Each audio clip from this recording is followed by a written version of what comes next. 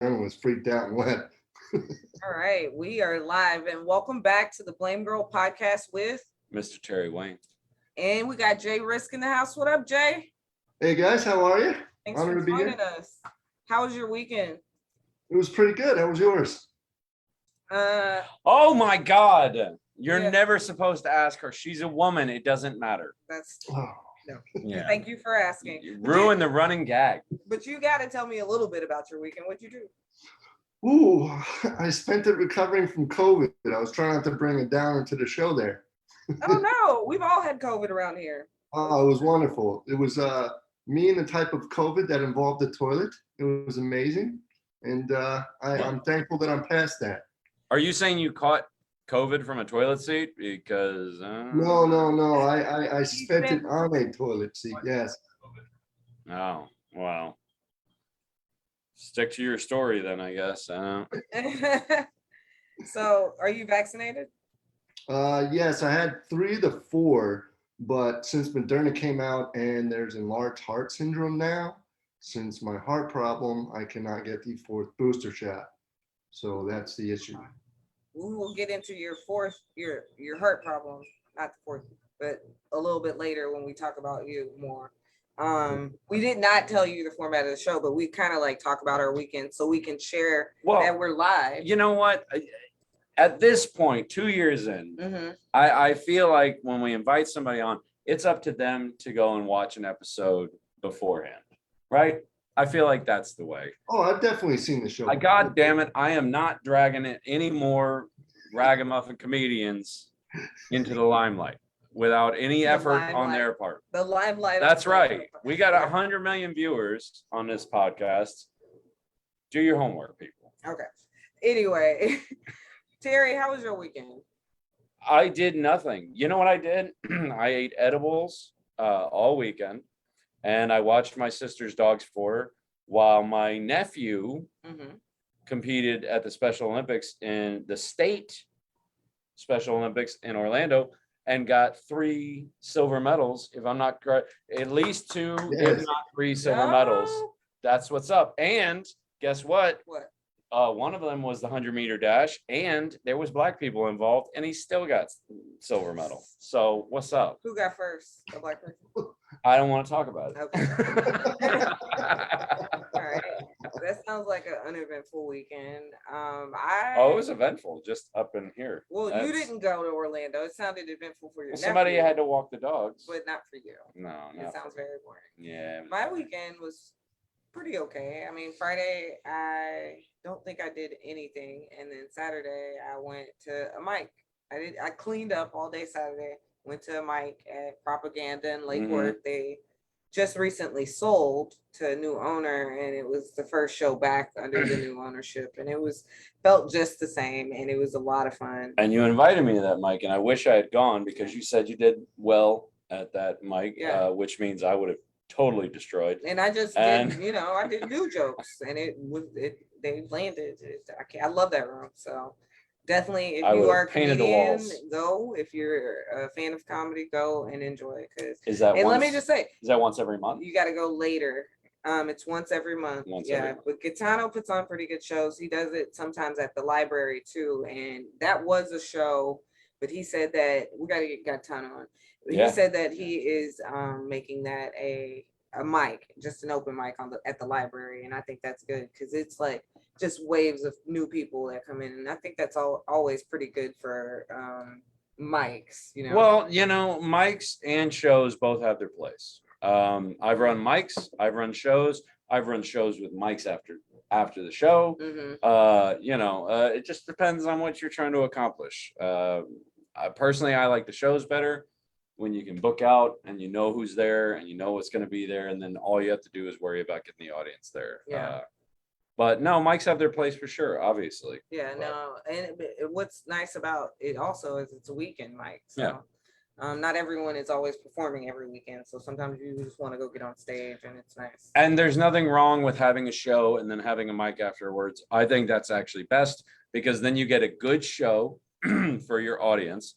And then you say, all right, now we're going to start the open mic. So we're going to bring some people up here. Feel free to leave whenever you want. You're not going to hurt their feelings because they don't have any, because they're new comics. So if you want to stick around and listen, that's fine. If you want to leave, that's fine too. And just New comics have and all that's the fine. feelings. That's What are you fine. talking about? That's fine. And not only that, it makes them better comics because now they're pushing a boulder uphill, and that's what we all have to do at some point to get better. So Truth. All right. Are you guys ready to do some blaming? yeah, All Very right. much so. your mean uncle is in the house, and we're ready to go. First, Jesus, Terry, he's on 10 tonight, y'all. Up first, we have an alleged Twitter employee. I say alleged because they haven't verified his employment with Twitter.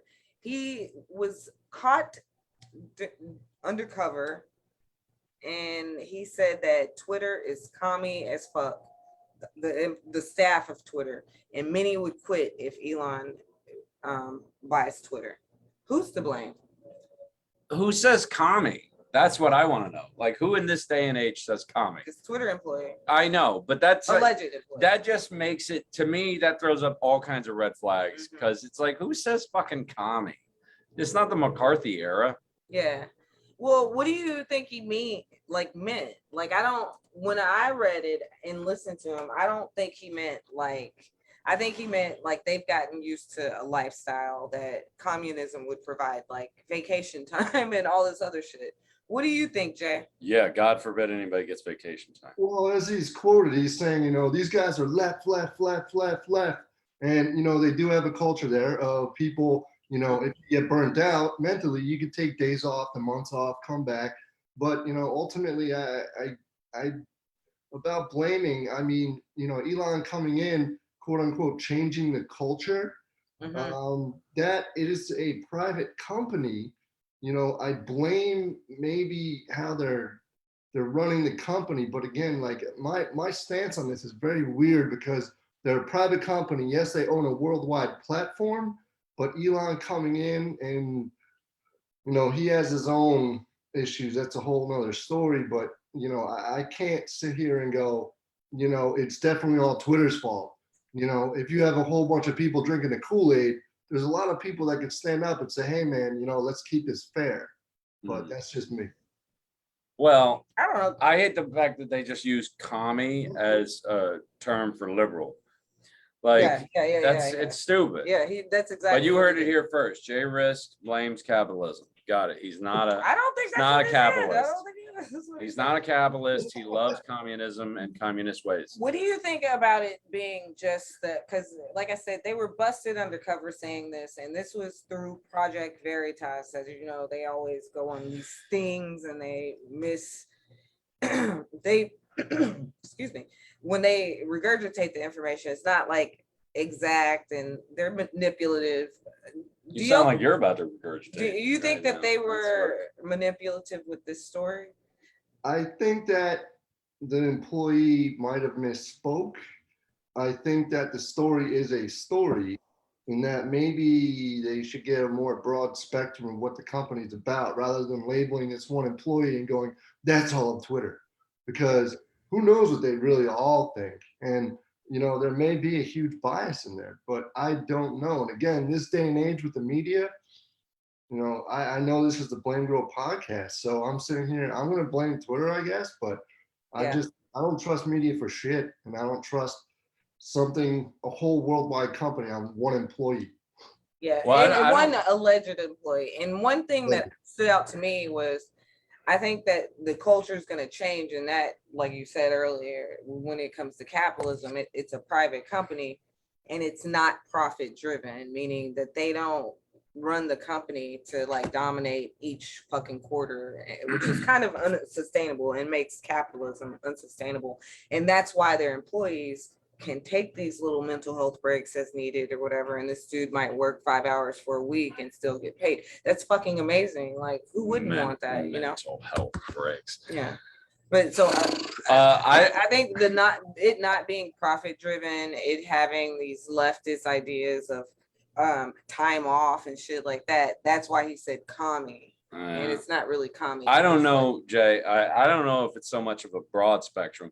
I mean, I feel like this dude is definitely on the spectrum, but I don't know if it's a broad spectrum. It's more like, that's what I'm saying. Yeah. Like, you got to get a better picture of this whole thing, not just Well, from the guy Some guys like, well, we're all commie. Like, whoa. Let's just put it this way. That guy was definitely in Washington on January 6th, like for sure. The one that said commie or Project? Yeah, who says commie? Who says commie? Yeah. A guy who subscribes to Newsmax says commie. Nobody else. This is just screaming about liberal agenda and deep state. I mean, come on, that's all this is. Nonsense. I didn't think he was doing all that. I think he is. I think he's definitely that guy, and he's definitely doing that. Yeah. That's why they took Trump off. Not because he incited violence, but because he speaks the truth. He said they don't like the right. He says what? He said that they don't like the right, that there is definitely a bias there. Yeah, but maybe that's true. I mean, maybe there is a bias, but that doesn't mean that maybe the right's just wrong. That he marched on January 6th. Maybe that's what's up. Maybe the right's just kind of fucked up and violent and gross lately. He says we're all commie as fuck. He didn't say they. He's including himself. So I don't know about that. And I think that, like I said, maybe. Then why say it at all? If he's including himself, why is he just throwing up his hands? No, I think it's not bad. It's being painted as bad because Project Veritas has the story, and they're like, I'd say being communist in America is pretty bad. I'll say that straight out. Yeah, but y'all democratic socialism, yeah, that's a great system. Communism, not y'all so said good. It yourself, though. It's not. Did we? The culture, what he's describing, isn't really commie, right? No, it's liberal, but again, just the fact that he used the word not even communist or communism, he used commie. That is really bothering. That is a flare. To me, that is a flare and a signal that tells you exactly who you're dealing with. Yeah. And that's the way I'm taking it. And that's who's to blame. I don't know. I think Newsmax. I think who's to blame Twitter's culture is the fact that their commie culture is that they're not profit driven. Not your saying. And that they have so much paid time off. That's amazing. And they're not profit driven because they haven't been profitable in fucking years. Excuse me, if that's commie, count me in. But you know what they want to count me out of? The profits that they don't make? Oh, okay. Birth mortality rates. Yes, I read that. Senator Bill Cassidy out of Louisiana said that mortality rates are only bad if you count Black women in an effort to overturn Roe. Who's to blame, guys? Wow, man, I'm going to say the right-wing politicians on that one, because this guy right there, you're going to take him, what is the demographic on that? 1/3 of the populace that he's talking about? Not even 1/3. Well, that's what he claimed. That's what he claimed, and it's written there in the article word for word. I mean, 1/3 of the mortality rate. 1/3 of the mortality rates. In that demographic, which then includes the mortality. See what I'm saying? You said population. Yeah, sorry about that. I made it broader than what it was. What I blame is that guy, in part, but the whole right on that specifically, because they're voting against Roe versus Wade. They're sitting there, feeding all this other stuff, and it breaks down the formula shortage, all this stuff. But I mean, you can't sit there and take out a demographic and then meet the needs of your scientific information on what you have on skewed information. And I don't mean to speak upon women or Black women or people of color, however you want to put it, and sit there and be like, you know what, that's pretty effed up, because they should be included. They're human beings. People are human beings. And this guy's just taking them out of the equation. That's what threw me. He's taking them out of the equation and then going, no, we're not that bad. Bullshit. All right. Well, be careful. All right. When you say human beings, let's say 3/5. Not funny. Okay, listen, you know who's to blame here? Fucking stupid Bill Cassidy and his constituents that don't immediately throw him out of office for saying what he said. Because the fact of the matter is, he's basically saying like every life is precious until it's Black, and then not so much anymore. He's still stuck, and I mean, he's Cajun. Of course he's like this. They're the worst people in the country. But that's the thing. I think who's to blame here is the First Amendment. And I say that because every time someone says something vehemently racist, it's because of free speech.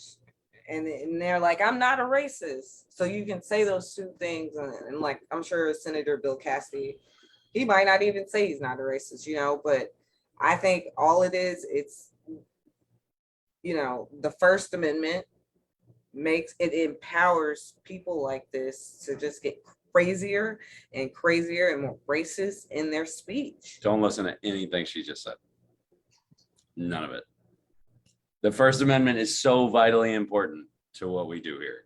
But they're abusing No, it. it is vitally important. And but, you know what that means? You know what the First you, Amendment you know means? why he said that? It's because he's a white man. No, it isn't. No, it is. No, it isn't.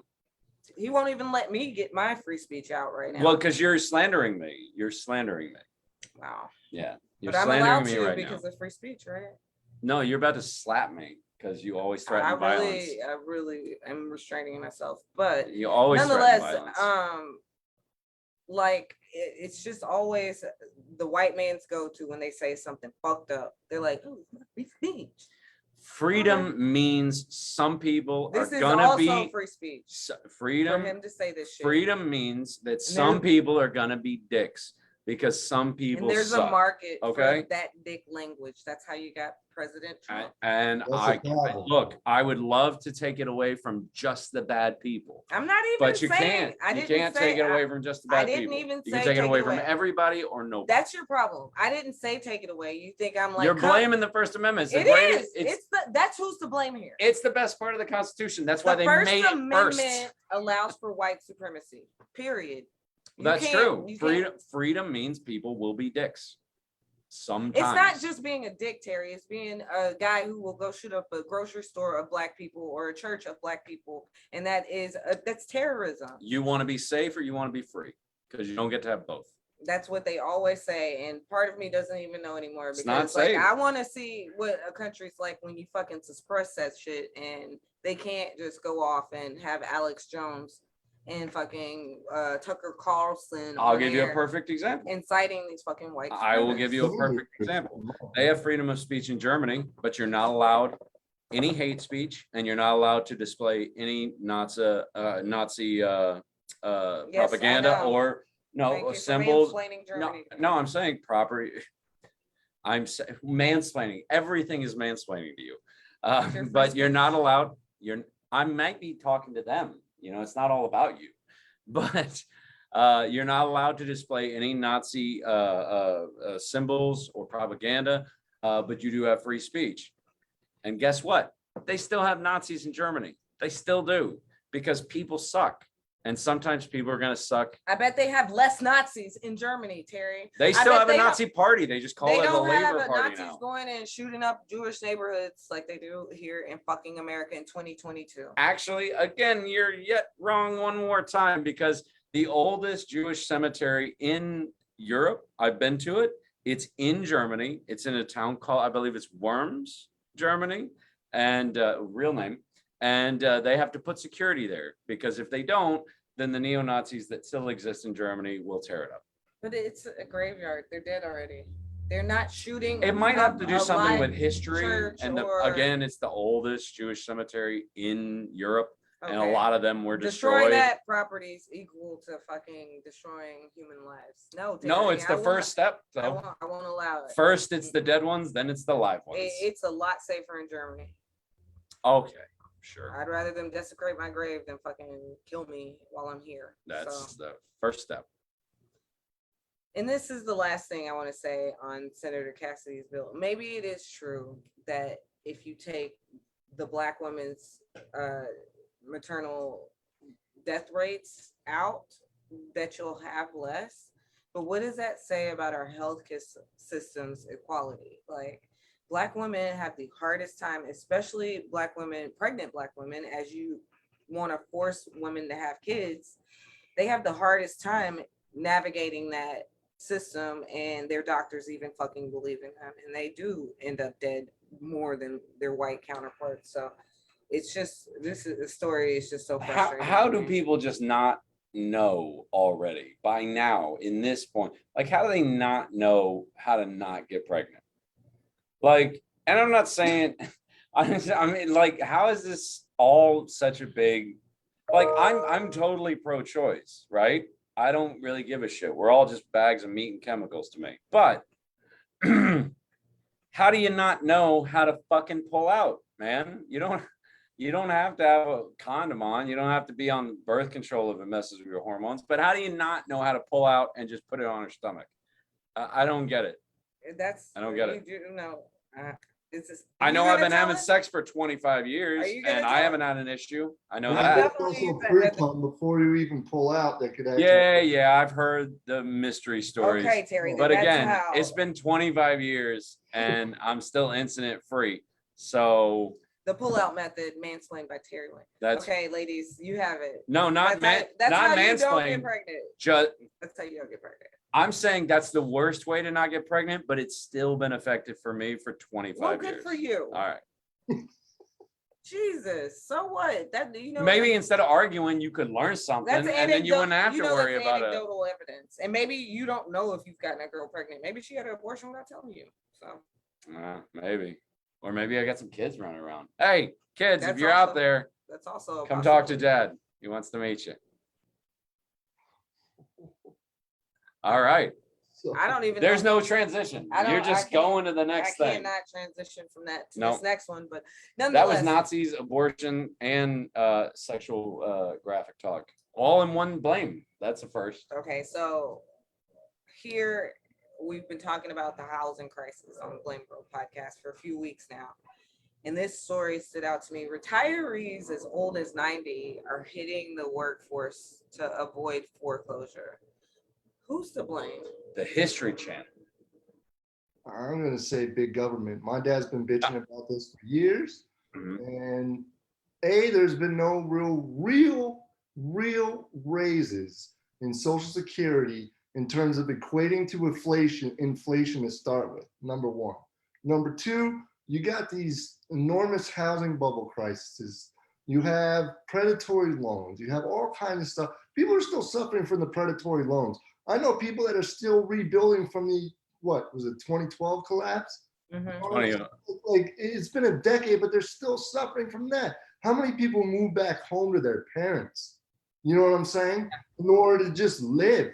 Because one income does not make you a 2-car garage, a white picket fence, a yard, washer, dryer, and a TV anymore. You got to have at least 2 incomes, and you got to bust your ass until you're 95. And then you have a heart attack, and that's the way life is now. That seems to be the way it's going. It's like the stagnation, and not just like with your dad's Social Security, but also just wages, just everything. Yeah. Stagnant, except like inflation, clearly, because that's gone up. It's gone up so much that these people that have been like climbing, like a bunch of people climbing up the middle class, getting ready to like buy property. That dream is gone, it's so fucked up. But it's even more fucked up that these people who do own homes, right? 90 years old thinks, I'm gonna die in my home. You're gonna get foreclosed on because it's the insurance. That's one of them. That's one blame here in Florida anyway. The homeowner's insurance. Insurance, and they're in bed with the government, and that's the problem. And it's just a cycle. It's a vicious cycle. And they just keep raising. Excuse me. They don't care. They do not care. Bottom line numbers, they want the money. It's it. And if you suffer, if you die, does not matter. You're just a number. Now that everybody's gone, I'm going to go back to what I was saying, which was the History Channel. That's who's to blame for this. Because the History Channel has romanticized the, soldiers coming home from World War II and the baby boomer generation. Well, guess what? They're 90 now. And now they're working at Walmart because you never really gave a fuck about them. You gave a shit about veterans the same way you give a shit about Saving Private Ryan. You want to see all the best parts of it, but you don't actually give a shit about the cost that it carries with it for people's whole lives. Who are you talking to? Yeah. Everyone. This is a words for white people inside of a blame. How about that? I'm talking to every 50 to 70-year-old man that loves World War II for some reason. Just they always get into it. They always watch the History Channel. Stop thinking about history and look at your neighbor. This is the History Channel in real life, motherfucker. And they vote for things that cause this. And they vote for things that cause this. And we'll get to that later in the words for white people this week. Yeah, I mean, Jay, I think you have a point with the government. It's the rising cost of monthly expenses. That's inflation, homeowners insurance, these fixed incomes that have not risen. And then, like Terry says, there's a generation of people just below, or even some of them. It's not even that. The government, the government does not give a shit about its people. I don't care if they're Republican. No, it's people. It's literally American culture. Because it's this win at all costs. Don't give a fuck about who you step over. Don't care if it's your neighbor. It's this work till you die, win at all costs way of thinking that we have now. Because it didn't used to be like that. When that same 90-year-old came back from World War II, not only did we support him, they threw parades for him. They gave him low interest loans to buy houses with. You know, we did this on mass scales, not for black people. And now they're foreclosing on it. But now they don't give a fuck about him because, again, it's where you can make a dollar and it doesn't matter who you have to hurt to do it. We just don't give a shit about each other anymore. We just don't. And the government is just like that because it's just filled with the same kind of people that I'm talking about. They're still American citizens, grew up in this culture, and all they give a shit about is getting elected next cycle. Nobody is willing to fall on the sword for the good of the people. They're just not. I don't care if they're Republican, Democrat, Trump, Biden. It doesn't really fucking matter. The problem is us. We're rotten on the inside and we need to fix that. Well, I think you could vote your heart out, but once you vote, it still fizzles away later because look at homelessness. As George Carlin said, if there was money in it, people would be taking care of the homeless, right? But there isn't. So the homelessness just keeps growing. Yeah, I just thought about it. If they were like foster children, you know, people take on foster children because they give them a check every month. Every American problem in our society is at its core, you know, divided down to the smallest parts, is about our problem with greed. Every single problem we have. I don't think it's our problem with greed. I think it's it's our problem. It's a select few's problem. It is our problem. You would throw me under the bus in a second. I think if it meant seven figures. I think for one thing, I think like it depends on what you mean throw you under the bus. I mean, you'd literally throw me under a city bus. No, I wouldn't do that. Then you're all right. You're alive. Would you do that to me? No, but I don't give a fuck about money. So I mean, I don't really. What makes you think I give a fuck about money? But I give a fuck. I've known you for 5 minutes. I give a fuck about money to the extent that I think we all should have enough of it. You know what I'm saying? To have a housing, you know, all the things that we need. But this is what I think the problem is when it comes to the retirees. Like people just, we're unempathetic. That's what I think. I think we're unempathetic. We're on that grind to like, you don't, and like a lot of these 90 and 60-year-olds that you're talking about that don't like, it's happening to them, you know, so they don't really give a fuck until it does happen to them. And that does bring me to our next story, like baby formula shortage. I bet 192 Republicans that voted against providing ease to the formula shortage, I bet none of them have babies. You know what I'm saying? None of them have newborns because they wouldn't be voting. Pro-life, right? Well, I mean, but you're looking at this. I said, but they're pro-life, right? Well, yeah, until they're born, and then who gives a fuck? Especially if starve them to death, especially if they're brown or black. But no, I don't want to like lead into your nonsense super liberal argument or anything. But this is this bill that they were talking about. This is not for a lot of money, right? It's not for a lot of money at all. So it's not too expensive. It's not too expensive. But the way they want to spend it could also be the problem. Because the way they're talking about it, this bill, it's not really solving the short-term issue. It's like preventing it from happening again.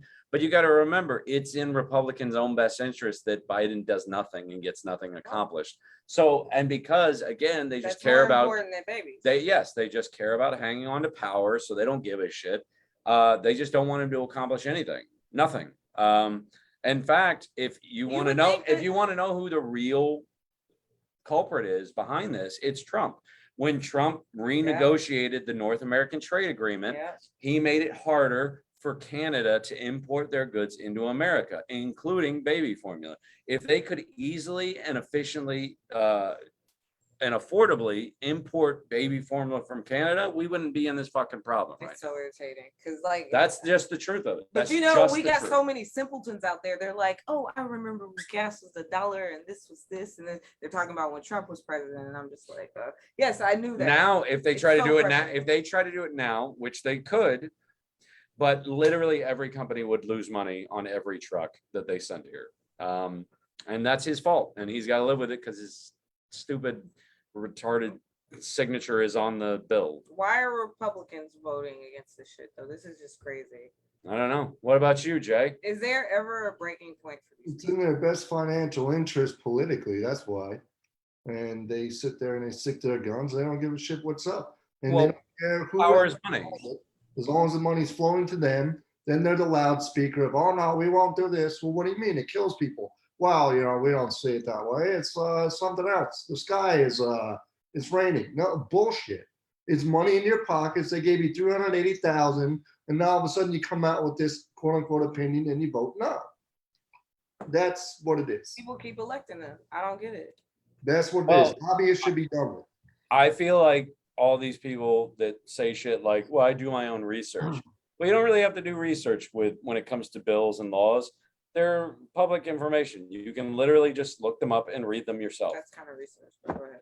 Yeah, that is kind of research, but that's not what they mean when they say I do my own research. Oh, no, I know. Because if they were saying I did my own research, they would say I read the bill and here's what I think about it. But they never say that.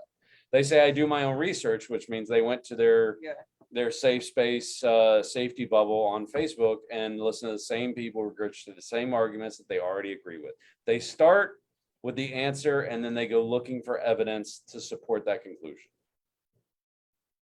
I don't disagree with that. That is, and those are the people that keep electing these fools in. And they're very pro-gun, they're very pro-life, but they probably supported what these 192 Republicans did. I know people that need baby formula right now, so it's so fucked up. It's so fucked up.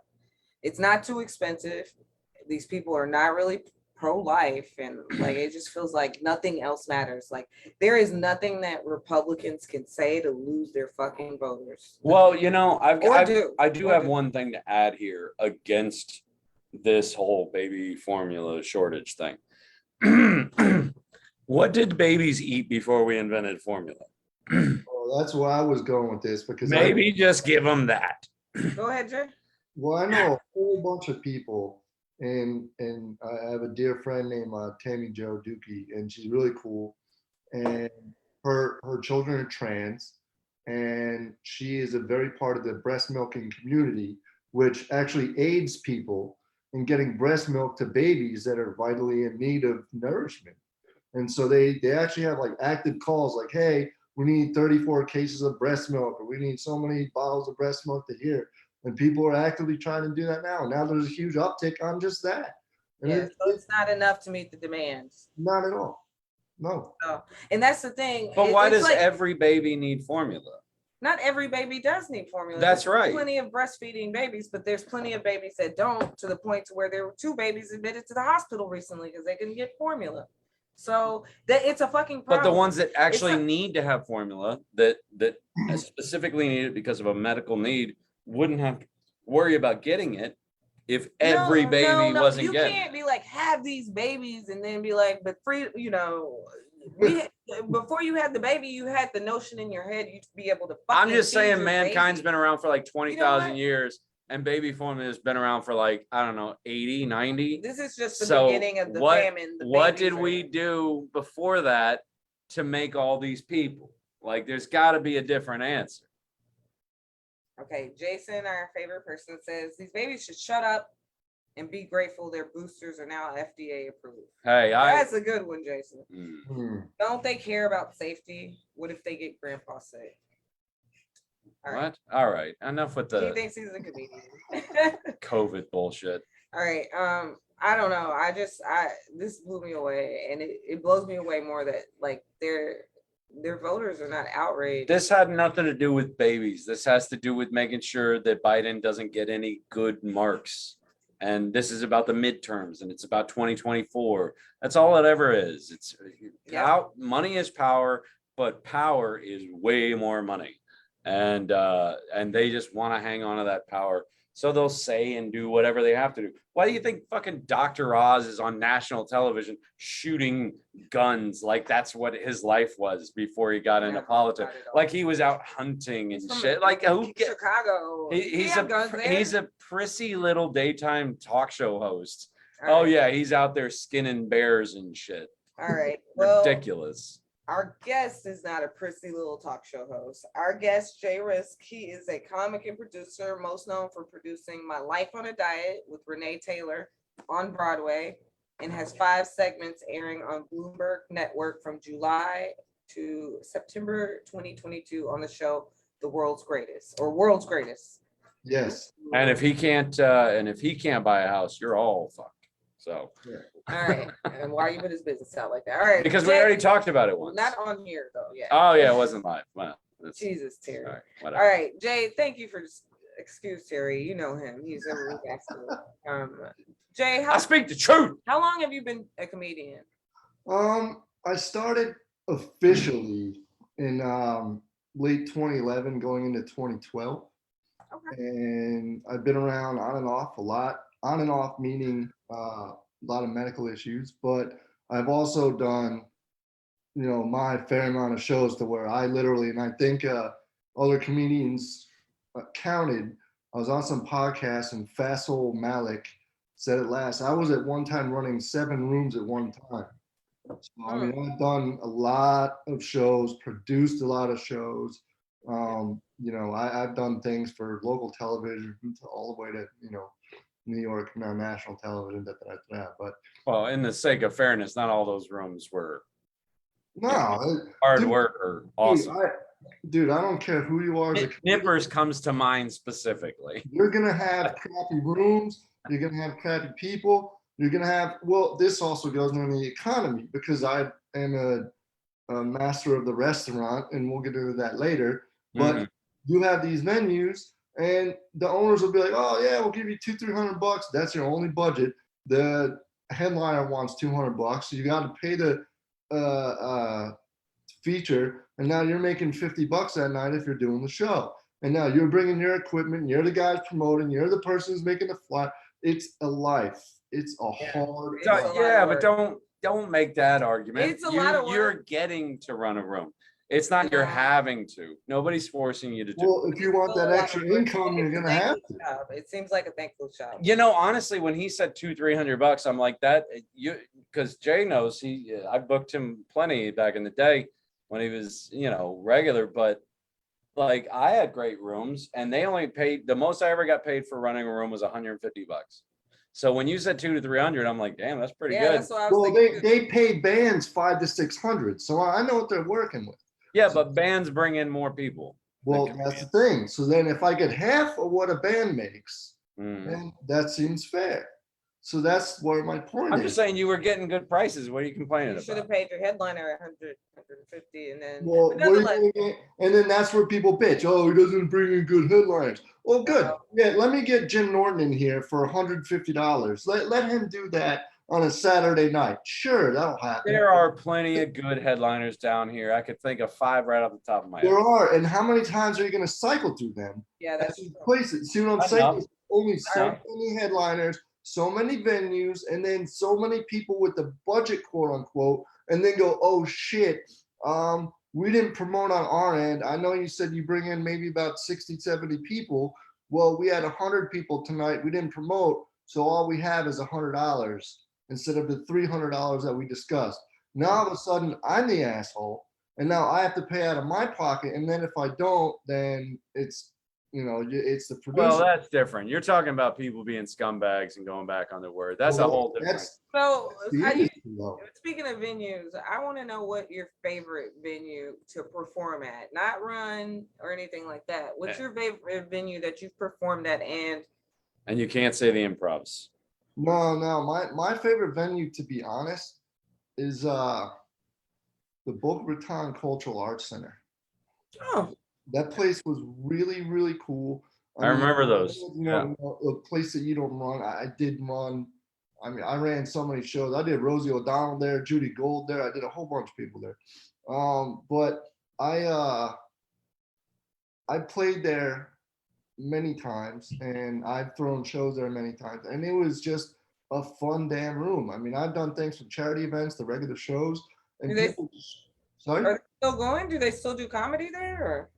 Yeah, they actually built a second room, and it's downsized unless you're a larger act or you want to be a producer and roll the dice and say, all right, I'll get 280 people in on a Thursday or a Tuesday, rather than sit there and get 100 people in this room on a Tuesday.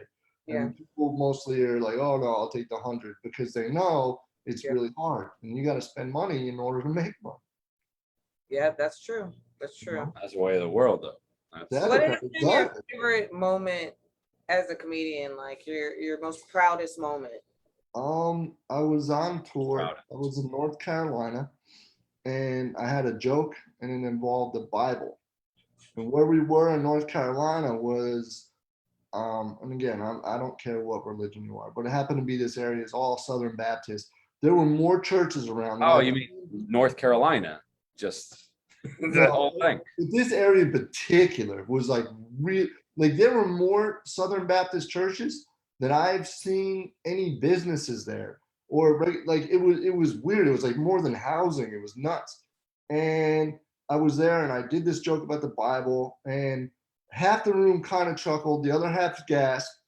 But at the end of the night, I had a guy come up to me there who I guess held a different view than everybody in the area.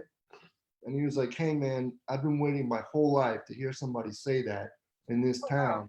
And I just want to thank you for that. And he shook my hand. And then I got off stage. I went into the back. And then that's when the owner come running around and goes, I'll give you $600 to stay and do it again tomorrow night. Oh, wow. And I said, no, I can't. I got to go somewhere else. So wait, the guy said this to you while you were on stage? No, when I got off and I talked to that kid. Oh, okay. All right. And then I went to the back. And then the owner came to the back, said that. Okay. I had to leave. I had to get back somewhere else. I was just clarifying because you said he shook your hand and said all that, and then you said you got off stage. So I was just. Well, I was by the stage, and there was like a line there. They actually had it was such a small town. They had press there, and people in front with like little notebooks, and it was like really weird. And they sent like a whole like 2-3 pizzas to the back. They had like whole bottles of liquor for us. And the whole back was sectioned off, and it was like pinball machines and pool tables, and Well, no, I don't want you to be defensive about it. I was saying because if he would have said that to you on stage, that is a very different story at that point. That's a very bigger set of balls to stand up in front of the whole room that you know is against you and go, you know what? Thank you. That's a bigger, like that would have been blowing. We had lines out the door when we came. Lines were out the door. We were on the front page of their newspaper called The Lost Hiker. And we were literally I had pictures of it on Facebook. We were on the front page of the newspaper, and there were lines out the door. And this guy made hand over fist, dollar for dollar on his bar tabs. So he was like, come tomorrow, I'll give you $600. I was like, dude, you're gonna go. So what's been your biggest challenge? Biggest challenge is really, I mean, putting the show together is one thing. You can put a show together because you have a relationship with comics, you have relationships with venues, but it's getting the people out and it's selling the people on the idea of comedy is okay and it's not going to offend them, or to go out and spend that $1 or that $5 or that $25, whatever it is, and to fill those seats. It's filling the seats, which is. You sound like you're talking more like from a producer point of view. What about as a comic? Yeah. As a comic, okay. As a comic, the biggest challenge is. Is it your dumb heart? My bum heart is a challenge. I said dumb. Well, I put it bum because it is bum. No. My biggest challenge to me, I think, in comedy, in show business, they say dying is hard, but making people laugh is harder. It's writing and actually making people laugh. Yeah. And there are different demographics, there are different places to go. And, some jokes won't work in this area. Some jokes don't go over here. So, you got to know your audience, you got to read the room, and you got to make them laugh. Jay Risk, we've been asking that question to a guest every week for 2 years. And that's the best goddamn answer I've heard so far. Thank you. What's the biggest challenge in comedy? Making them laugh. That's what's the biggest. Yeah. No, it's perfectly simple and eloquent and well said, sir. Thank you. I appreciate that. Mm-hmm. Jay, who are you outside of comedy? Like, what do you do? What is a Jay Risk? What's your day job? Somebody that's white knuckling on a bar for dear life to try to stay alive.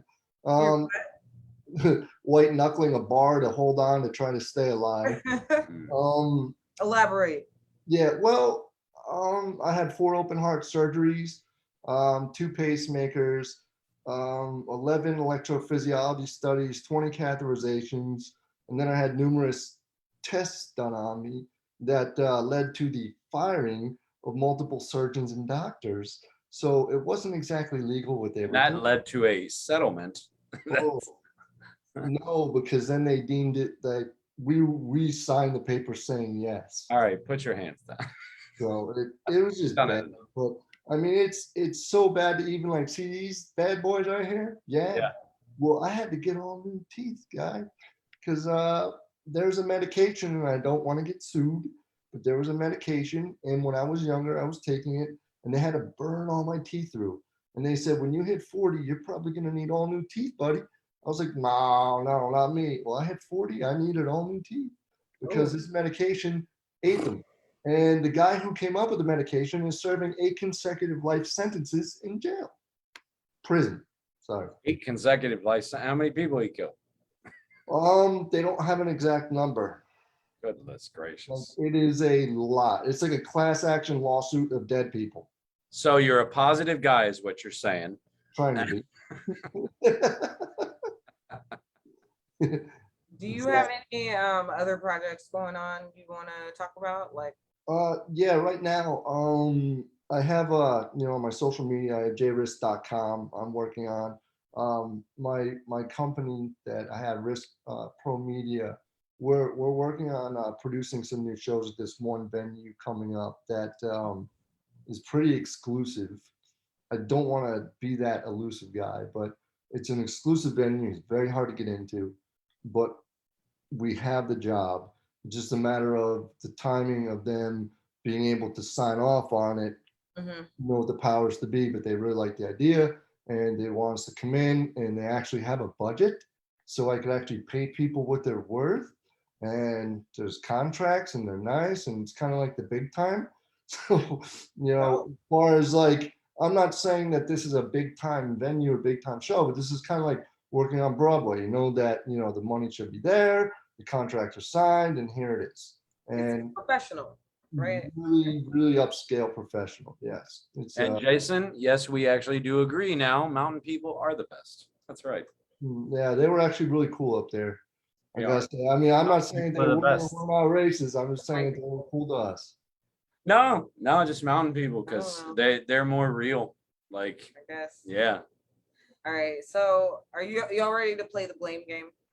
Yes. No, you mean him? Oh yeah. We're getting to your blames now, sir. That's all right. fine. You are a highly trained chef. Yes. Who's to blame? How did that happen? My stepfather is to blame. My mother left my father, abandoned us, and then came back later with the stepfather who was a chef. And so I hated this guy and told him, I'm going to be a better chef than you, and you're an asshole.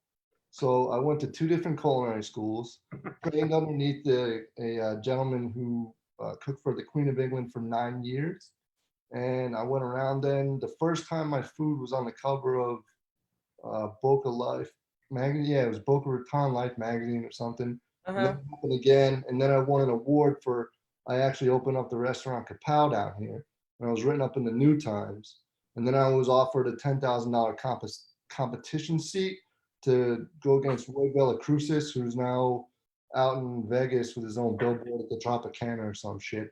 And it was gonna be like me versus him and some festival for 10 grand. But I pulled out because at the time I was going through a divorce. Mm. So that's own story. What's your best dish? Ooh, Wait, it's hard to before we say. move on to I that, said, what's his? I know, but he blamed, and so Stepfather. so pettiness is to blame. Oh, completely. Oh, It was, yeah. it was pettiness where you were like, I'm gonna be better than you, and then you Oh, yeah. became better. I sent him the magazines when my food was on the cover with the fuck you letter. So it was pettiness. Oh, without a doubt. I sent it to Yeah. him in New Jersey. I was like, look, I'm better than you. But he You did. can't beat New Jersey pettiness, man. What's They your- are. What's your That's best great. dish? I don't know what my best dish is because again, like if you're classically trained, Mr. Wayne knows this. I want to eat right now. The whole Escoffier system. Mm. But my specialty is either Asian fusion or rustic Italian regional cuisine. So I toggle between the two, and I don't know what my best dish is. I really don't. I can't explain it. I think it would have to be a pappardelle pasta dish. What is that? Anything that's rustic Italian using that Well, type of throw pasta. a dish out there. Hey, I'll tell you mine. We'll just get conversation rolling. Okay. Saffron biscuits and gravy. That's my best dish. Saffron biscuits and gravy. Throw one at You me. never made that for me. Excuse me. Yeah, because I usually only make it for people in the morning. Oh, okay. I mean, What? What's your best dish? Well, you got to get laid tonight. What's your best dish? What are you serving? I like the old keep it simple, stupid principle. So I Uh-huh. steam my own tomatoes, fresh garlic, fresh basil, pappardelle pasta, and then a little bit of truffle oil. And Okay. voila, just simple, nice. Take it easy with that truffle oil. Everybody dumps Oh, that. no. That's the thing with truffle oil. It drives me crazy.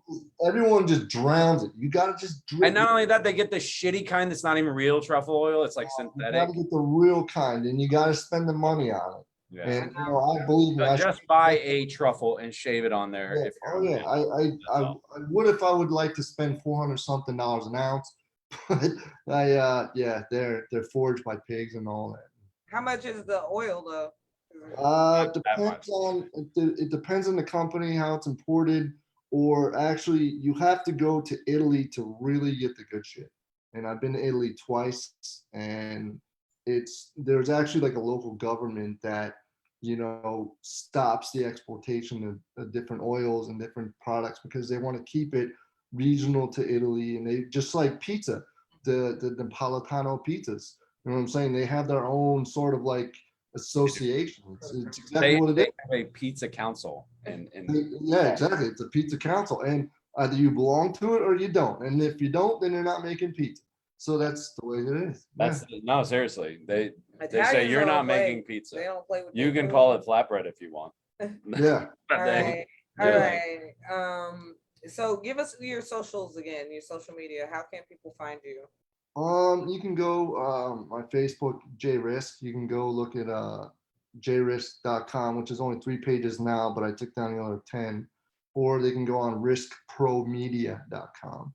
Is there too many problematic things in the other 7 pages? Well, right now I'm looking for a certain type of work. I would rather be in advertising as far as copywriting is concerned. So I'd like to write some ad copy and just kind of sit in a desk for a while because I'm tired of traveling. And my last plane trip, a goose flew into the engine. It exploded. Oh. CNN News. How about Jesus. that? So tell us about. That's what took down what's his name's plane? Sully. Yeah, Sully in the Hudson. So tell us a little bit about the show that's coming out in July. Okay, it's called World's Greatest, and sort of like how it's made, but it's a product that would be considered world's greatest in its field. And what I do is I pretty much come up with the show idea. I pitch it to the executives there. They tell me yay or nay on it. And then what I do is I, call these different companies and I really dig into them. I interview them all, find out which one really would be the best. And it doesn't always come down to the bottom line numbers. It comes down to the quality of the product and, how good these people really are. I look at the person and the character. And from there, You know, they go and film the show, you know, and I write the core part of, you know, go look at this. This is the way that I see the show. You know, I want to come in, I want to pan, you know, on your factory. I want to go in through your one section with the awards case. I want to pan and get that. I want to get this. But the show is really about, you know, who is the best in the world, regardless of bottom line numbers. Who Can't you just ask Donald Trump about the world's greatest? That is true, because He's the world's greatest everything. Yeah, we'll just make a show about him and his family and just recycle every episode. His family, fuck his family. No, they're not good at anything according to him. He's the greatest at anything. He's the best thing for black people. He knows the most about the military. Nobody's smarter than he is. Like, he's the best at everything. Sorry to derail you with that. Yeah, I don't know why you would start this. You know my blood pressure. I just derailed you with the joke. All right, Jay, hang out. You're white. Terry Wayne has words for white people, so Okay. I do have words for white. What should I not do because I'm white? you should listen because you are white. Okay, so this week, honkies, we're going to talk about heroes and villains. That's what we're going to talk about, because I reread my old book I wrote 12 years ago, and one of my favorite lines I wrote in it was that villains never know that they're villains. They certainly never admit it, not even to themselves. They think they're the hero. And here's the thing, the more they think they're the hero, the bigger villain they are. And a lot of you out there, especially some people in my life, definitely a lot of people who like to put giant American flags in their truck beds and go around and tell everybody their political views and hold other people back from doing things that they want to do because you happen to feel that it's wrong. You're a villain. You're not a hero. You're not saving babies. You're tormenting a 15-year-old girl. Okay? You're not a hero. And I'm sorry to be the one to tell you that. I don't mean any ill will by it, but you're not the hero. You're the villain. When you go out and shame people for protesting that they want $15 an hour to work at Wendy's, who are you fighting against? And who are you fighting for? You're not a hero. Okay? You are the villain. I believe that self-love and self-respect are very important qualities for everyone to have. But I also believe that self-awareness is a much more important quality to have, because you're not the hero. Stop what you're doing. Stop that angry rhetoric in your tone. Stop for 1 second. Have a moment of clarity. Take the venom out of your voice and ask yourself, who are you fighting against? And more importantly, who are you fighting for? Because you might one day calm down enough to really, really look at yourself and go, shit, maybe I was the villain. And that's not going to be a good day for you. And it's certainly not going to be a good day for anybody else. Just my thoughts. It's funny you bring that up because I realized something today. What did you realize? I said villain. Whatever. I said that for the longest time since I've been vocal politically, like usually white men are like, you need to arm yourself so you can arm yourself against the government, right? But now the government has drones. That's a finish? stupid argument. Can I finish? All right. You need to arm yourself against the government. And I'm like, today I'm like, really, I'm gonna need to arm myself against them, right? They're the villains in the story. All the people that are like, oh, you need a gun to arm yourself against the government. You're the ones who I'm gonna need protection from. Yeah, but that's the stupidest Second Amendment argument I've ever heard in my life. Oh, so you can defend yourself against the government. Okay, go get all your guns and we'll get all our tanks. You get your guns, we'll get our tanks, and we'll see who wins. All right, guys. Until fucking next stupid. Week, me and Terry are done arguing for this week. At least on camera. Doesn't she look good in this lighting? She looks like Angela Bassett. Jay, thank you for joining us. Yeah. I appreciate both of you. Thank you. And wear something low cut next time. Definitely wearing a turtleneck. All right, guys. Blame Terry. Poking the bear, baby. Thanks, Jay. Thank you. All right. You good, guys. No, don't go.